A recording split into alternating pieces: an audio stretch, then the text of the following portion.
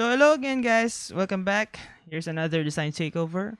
And now we're looking at designing a dashboard, right? So here's our user. He just says dashboard UI design and feedback request for the dashboard. So I can infer that in this dashboard actually is for music production, and showing the revenue of that tracks. So it's for this is a music publication. So if you're new here to Design Takeover, we'll take your design and I will put my own spice into it, redesign it, and we'll give you some feedback after that. So here's a quick montage of the process.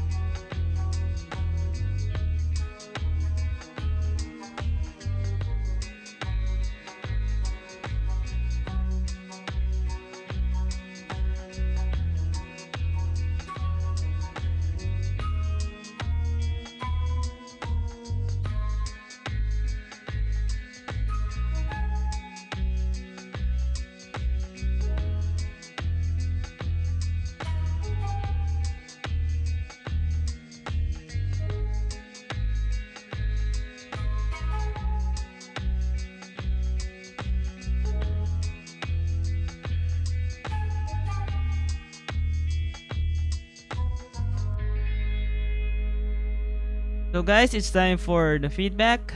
So let me just pull up my handy dandy notepad list. So yes.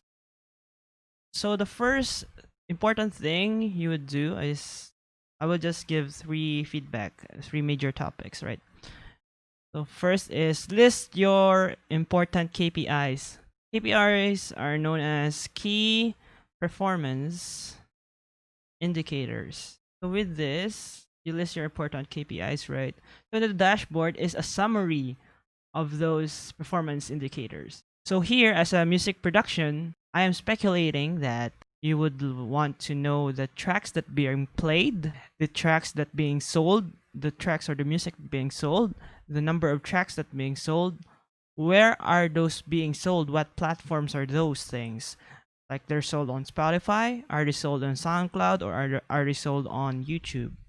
And then the sales summary, how many tracks have been sold on this month or whatever month range, the demographic of them, what countries are the top listeners and the top buyers of the music, and what are the devices that's being used, or what are the subscription bases that being used. And here I have also the audiences, the live tracking audiences, what are the tracks that being streamed on what platform, then the tracks that are the top tracks on a particular month, and then this one where you can basically upload it, and it will upload to whatever it is connected with whatever API is connected with, like if it is connected on the Spotify API, SoundCloud API, or the YouTube Music API, right? So you have to first know those things that you want to list on the dashboard, because as I tell you before, it is a summary of those performance indicators. Another way to look at this is you look at these things, like your what you call this, your navigation. So in the dashboard, you would create a summary of these internal screens, like the track screen. What is the track screen for? You will create a summary of it and put it on the dashboard. What is the pricing for? You will put a summary of it into the dashboard, like that, or the contact or the about page. So that's another way to design a dashboard, to like pull the key performance indicators, right? That's because these are just the summaries of the internal screens. So like this one, and demographics. I have here view more, because I want to go to the internal screen that would give me more information about these stuffs. Then the second part is to plan ahead. Plan ahead your screens. What do I mean by plan ahead your screen? So in a blank page, sometimes it would go like this. So what you would do after extracting those KPIs, you would plan ahead on what are the things you would put on it. So here you would go here and just, essentially you're doing a wireframe. So here you will pull up a grid like this one. So in Figma, you do it like this. Head grid, columns, sub-columns, center, width is about this one. That. So here would be the navigation, here would be your, there we go. So it's like, it's just blocking the stuffs there. And then you would label it, like you would have here the statistics of something, overview here, overview of sales. You will have here monthly sales. So you would actually plan ahead what are the sizes of those divisions, or the screen sizes.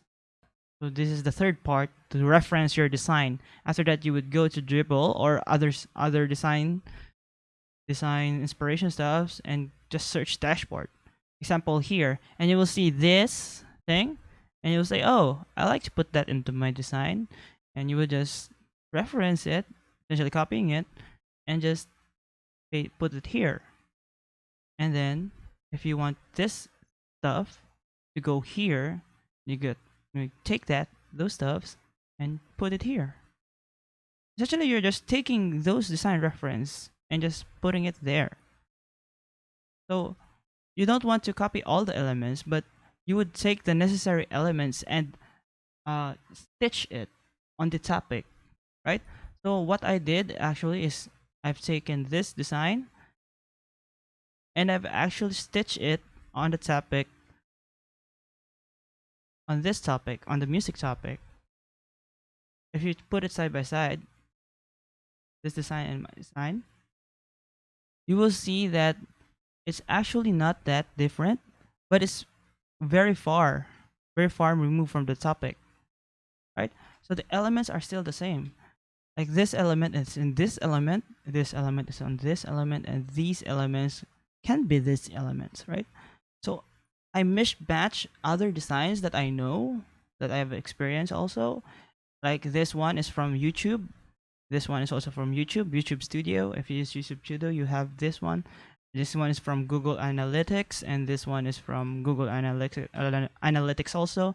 So ever I've experienced from the other stuffs that are I'm using and I seem to be interested on, I reference them and I essentially take their idea and make it mine, right? So I think that is all. So let's just review about the stuffs. You just need to list the important KPIs. So a KPI could be the summary of these navigations, the track, the pricing, about the contact, and you will put it inside here. That is one way to look at more simpler, right? And then you would plan ahead your screens. To plan ahead, you would go on and block screens properly, and then after that you would reference the design. After planning those stuff, you reference the design. You want to search their revenue reports, reference the design. Here you take that, put it on your design. You take this, put it on your design, and I think that's all. I think that's all, right? So those are just the key things you need to remember, right? The dashboard is just the summary of the internal screens of the application. Remember to like and subscribe if this video has been helpful, and hope you continue designing. So I hope you have a good day and have a good one.